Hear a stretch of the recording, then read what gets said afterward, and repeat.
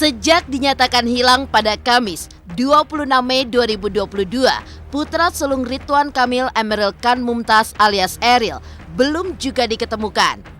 Kendati demikian, pemerintah Swiss beserta jajaran kepolisian maritimnya berkomitmen penuh untuk membantu proses pencarian Eril hingga ditemukan.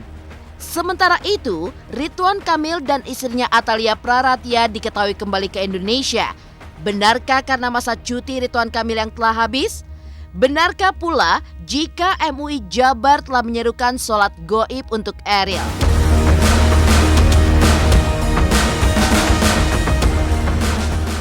Di tengah kesedihan karena hilangnya Eril, viral beredar rekaman suara yang diduga kerabat yang menggambarkan ketabahan serta kekompakan Ridwan Kamil dan Atalia Praratia saat menghadapi musibah yang menimpa putra sulungnya di Swiss. Lantas seperti apakah kesaksian sang kerabat atas ketabahan dan ketegaran Ridwan Kamil beserta istrinya? Sementara itu, seorang WNI yang tinggal di Swiss memberikan kesaksiannya saat membantu proses pencarian Eril di Sungai Are. Menurutnya, saat kejadian, Eril terseret arus Sungai Are itu dan kondisi arus memang begitu deras yang disebabkan oleh hujan besar 3 hari sebelumnya.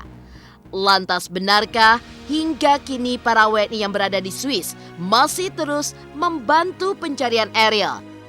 Pemirsa, bersama Intens Investigasi, kami hadirkan kabar terkini, terpercaya, dan teraktual.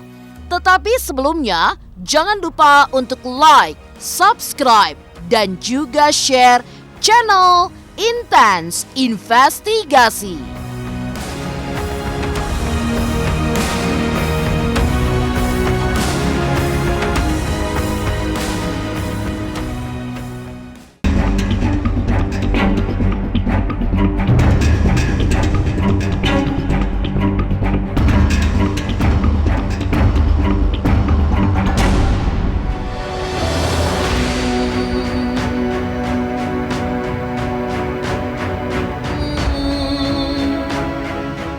Memasuki hari ke-9 proses pencarian Emeril Khan Mumtaz alias Eril, putra sulung Ridwan Kamil itu pun masih belum diketahui keberadaannya. Hingga kini, pencarian pun masih terus dilakukan oleh pemerintahan Swiss bekerja sama dengan polisi kemaritiman kota Bern.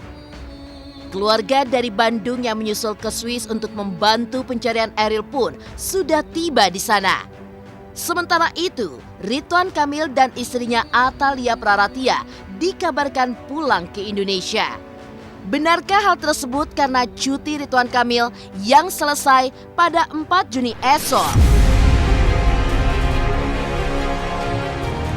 Karena adanya musibah, maka pemerintah Provinsi Jawa Barat mengambil inisiatif khususnya untuk tanggal 29 sampai dengan 4 Juni untuk meminta kepada Menteri Dalam Negeri terkait dengan izin. Dan alhamdulillah tanggal 28 Mei lalu Menteri Dalam Negeri memberikan surat izin terkait dengan izin ke luar negeri dengan alasan penting. Pada hari ini saya akan menyampaikan update terakhir pencarian sampai dengan tanggal 1 Juni. Dari informasi yang kami terima untuk pencarian sampai dengan 1 Juni memang sudah selesai, namun sampai sekarang memang belum ada hasil yang kita harapkan bersama. Pada tanggal 1 Juni tersebut juga dari pemerintah Swiss melalui duta besar mereka bertemu langsung dengan Kang Emil untuk menyampaikan bahwa pemerintah Swiss berkomitmen untuk membantu terus pencarian Eril.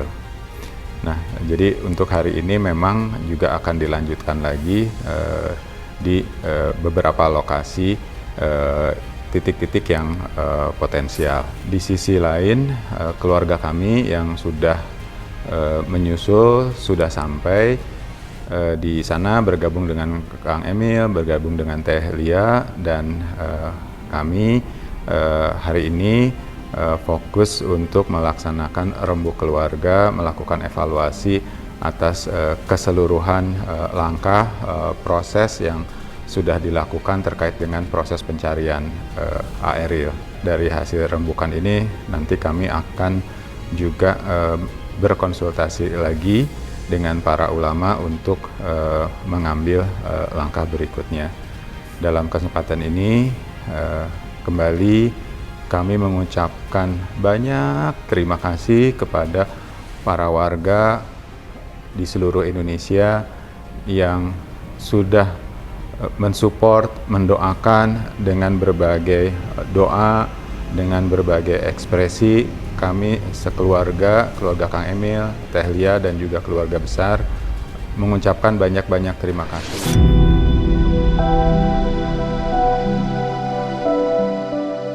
Sementara pencarian Ariel masih terus dilakukan di Swiss, di daerah Jawa Barat justru beredar seruan sholat goib dari MUI Jawa Barat. Seruan yang beredar itu pun menginformasikan bahwa semalam telah ada pertemuan di kantor MUI Jawa Barat yang akhirnya diperoleh penjelasan, yaitu pertama, Bapak Ridwan Kamil beserta istri sudah mengikhlaskan sepenuhnya dan yakini bahwa Ananda Emilia Mumtaz telah meninggal dunia karena tenggelam.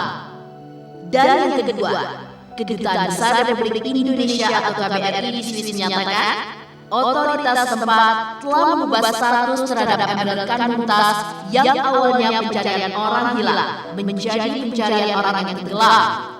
Dengan demikian mengisyaratkan bahwa orang yang dicari kemungkinan sudah meninggal dunia. Begitulah isi selebaran seruan untuk melaksanakan sholat goib tersebut. Lantas seperti apakah penjelasan ulama tentang sholat goib?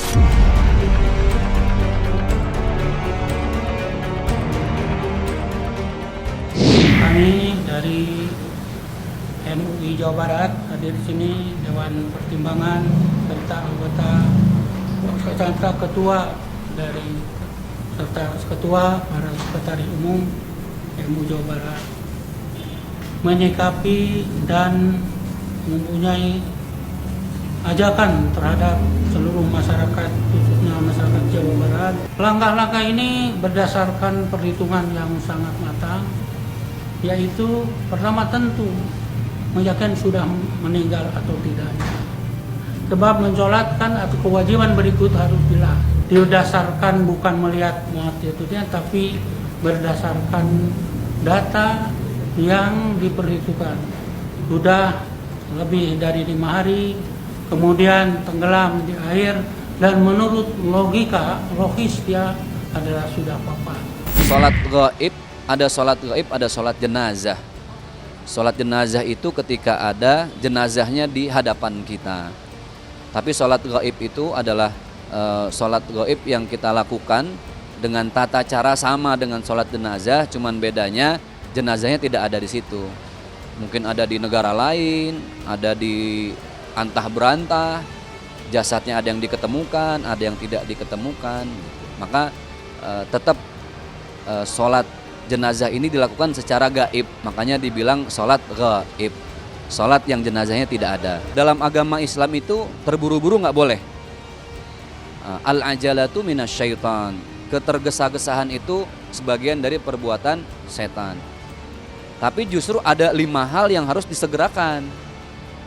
Misalnya bayar hutang, menikahkan anak perempuan, bertaubat, itu harus disegerakan, menjamu tamu. Dan salah satunya lagi di antara 5 itu adalah menguburkan jenazah ketika jenazahnya ada. Ketika tidak ada, maka harus cepat-cepat disolat gaibkan.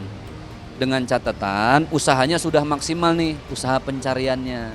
Ariel, kalaupun Allah lebih sayang dengan beliau, seperti yang diposting oleh ibunda beliau ya, artinya di tempat Allah beliau lebih tenang. Kalau memang kejadiannya seperti itu, kenyataannya seperti itu, tidak merasakan kelaparan, kedinginan, karena sedang di samping Allah, tempat yang terbaik. Kalaupun masih hidup, mudah-mudahan ada kun fayakunnya Allah, ada keajaiban, ada mukjizat dari Allah. Kita nggak pernah tahu ya, suatu saat mungkin ya Rabbana, semoga tiba-tiba beliau hadir selamat, sehat walafiat, ditolong oleh seseorang yang baik. Kita nggak pernah tahu, wallahu alam bisawab. Mudah-mudahan Ini jadi hikmah untuk kita semua.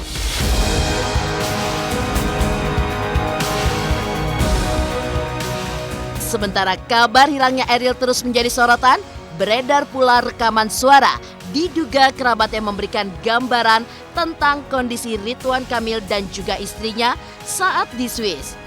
Lantas seperti apakah ketabahan serta kekompakan mereka menghadapi musibah yang menimpa sang putra? Pemirsa, pastikan tetap di Intens Investigasi.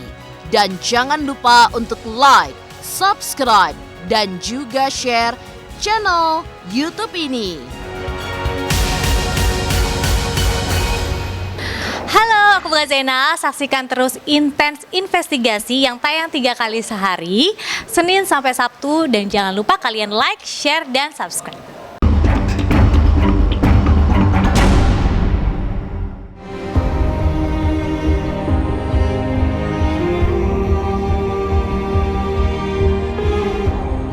Di tengah kabar pencarian Ariel yang hingga kini belum juga ditemukan, viral beredar rekaman suara wanita diduga kerabat yang membersamai Ridwan Kamil dan istri Atalia Praratia di Swiss. Dalam rekaman tersebut, ia menggambarkan ketegaran Ridwan Kamil beserta istri dalam menghadapi musibah yang menimpa putra sulungnya. Ia juga menyaksikan saat ibunda Ariel yang terus menyusuri sungai seharian hingga gelap untuk mencari Ariel. Bahkan sosok itu pun menilai bahwa ketabahan dan ketegaran Ridwan Kamil dan Atalia Praratia pun bisa menjadi suri tauladan untuk semua orang saat menghadapi masalah yang berat dalam hidupnya. Masya Allah, saya menyaksikan luar biasa ya. Figur pasangan suami istri yang saling menguatkan di situasi yang luar biasa berat. Dan Masya Allah, sejak awal kondisi terjadi, saya melihat seorang ibu yang sangat-sangat tawakal dan berserah. Dengan ikhtiar yang luar biasa, secara fisik, mental, doa. Karena saya membersamai juga beliau terus menyusuri sungai seharian sampai malam gelap, kompaknya gitu ya. Karena momen ini sangat berat, orang bisa banyak mempertanyakan, banyak memberikan pernyataan. Bahkan yang lebih buruk banyak juga yang menjadi kejadian saling menyalahkan, tapi Masya Allah mereka berdua luar biasa kuat dan kompak. Nah, untuk itu saya juga melihat ketawakalan ini menjadi inspirasi buat kami yang mendampingi. Kalau ngomong sedih, bukan hanya orang tua, orang lain yang mendengar berita itu pun pasti akan kaget, sedih, kok bisa. Dan doa itu dikirim bukan dari satu orang, semua orang berdoa yang baik gitu. Jadi walaupun ada orang yang pesimis, kalau saya tetap semangat, positif. Insya Allah ada kabar baik, segera diketemukan dalam keadaan sehat.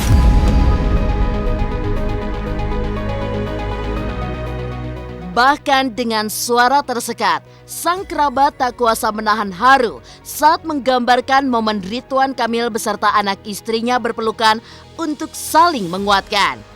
Sang kerabat pun mengungkapkan bahwa keduanya masih berbaik sangka pada Allah SWT bahwa putra sulungnya akan segera ditemukan. Tadi sore di depan halaman KBRI, Bapak Ridwan Kamil mengumpulkan kami semua yang ada di lokasi untuk menceritakan bagaimana perasaan beliau, bagaimana harapan beliau. Di momen itu juga beliau bersama-sama berpelukan bersama Bu Atalia dan Zara, dan momen itu sungguh menunjukkan ketangguhan dan kekuatan mereka bersama. Keikhlasan dan tawakal yang dilaksanakan hari ini membuat kami yang ada di sini juga optimis dan juga berbaik sangka terhadap takdir Allah gitu. Sedih ya, kita juga kaget juga ya, kita ngikutin berita dari awal, pas jangankan 4 hari, pas kita nunggu sampai malam ternyata belum ketemu aja, kita udah ngerasa aduh kasihan banget kan Kang Emil kan, gimana nasib orang tuanya karena anaknya hilang di negara orang kan. Saya dan istri berharap semoga Ariel cepat ditemukan, dan juga buat keluarganya yang mendapat musibah ini semoga diberikan ketabahan, kekuatan, dan terus berdoa. Pencarian Ariel tak hanya dilakukan pihak kepolisian Swiss dan keluarga, bahkan WNI yang berada di Swiss pun turut bahu-membahu mencari Ariel. Lantas seperti apakah kesaksian sang relawan saat melakukan proses penyisiran di Sungai Are? Pemirsa Intens Investigasi, jangan lupa untuk like, subscribe, dan juga share channel YouTube ini.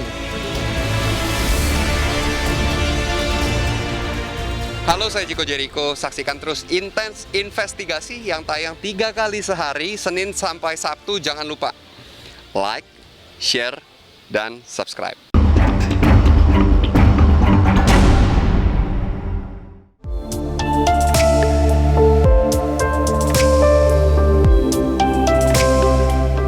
Sementara itu, di tengah proses pencarian Ariel yang hingga saat ini terus dilakukan oleh pihak pemerintah Swiss melalui Kepolisian Maritim Bern, para WNI yang berada di Swiss pun tergerak untuk membantu.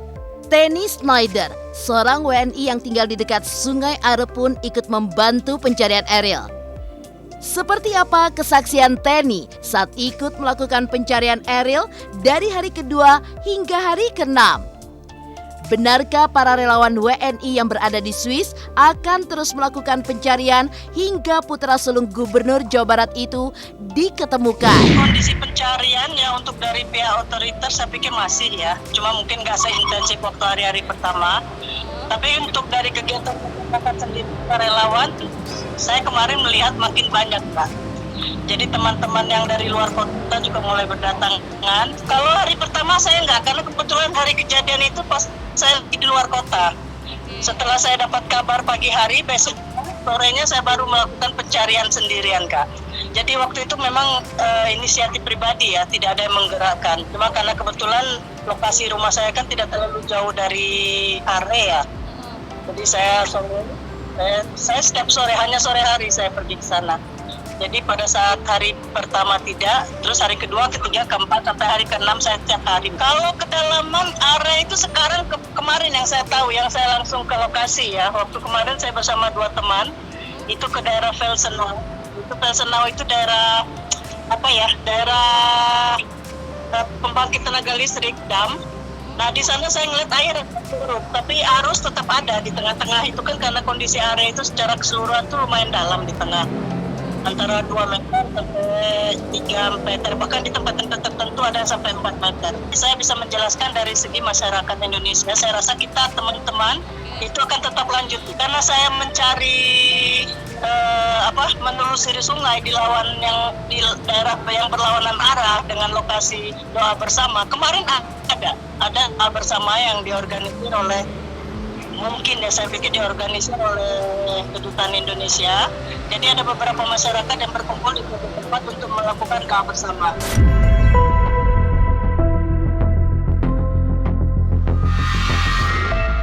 Menurut Tenny, ketika Ariel terseret arus Sungai Are pada Kamis 26 Mei 2022 lalu, air sungai memang dalam kondisi deras dan juga arus yang kuat. Hal ini tak luput dari hujan yang mengguyur Swiss dan sekitarnya 3 hari sebelum peristiwa naas tersebut terjadi. Tak hanya itu, suhu sungai yang diperkirakan mencapai 16 derajat pun terlalu dingin untuk berenang. Jadi waktu hari kejadian itu memang air lagi deras banget karena 3 hari sebelumnya itu kan hujan berturut-turut di Swiss ya. Tapi kondisi sekarang air sedikit dan suhu tetap dingin, masih tetap dingin sekitar 15-16 derajat. Waktu kejadian kecelakaan itu memang suhu air 16 derajat hari itu saya cek ya. Terus kita turun ke 14 derajat, naik lagi 15, hari ini saya cek terakhir tadi pagi itu 16 derajat. Jadi gini, untuk kondisi berenang sebenarnya belum waktunya sekarang, dengan 16 derajat itu masih terlalu dingin. Sementara orang-orang lokal kan di sini menunggu 19 derajat, 20 derajat baru dinyatakan nyaman ya untuk berenang.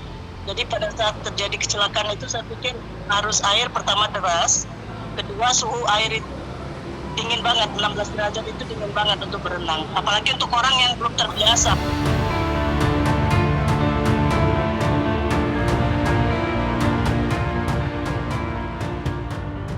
Demikian pemirsa, kabar terkini, terpercaya, dan teraktual yang kami hadirkan hari ini. Saksikan terus Intens Investigasi setiap hari Senin sampai dengan Sabtu, tayang 3 kali sehari, yaitu pada pukul 11 siang, 3 sore, dan 7 malam, hanya di YouTube channel. Dan pastikan jangan lupa untuk like, subscribe, dan juga share channel Intens Investigasi.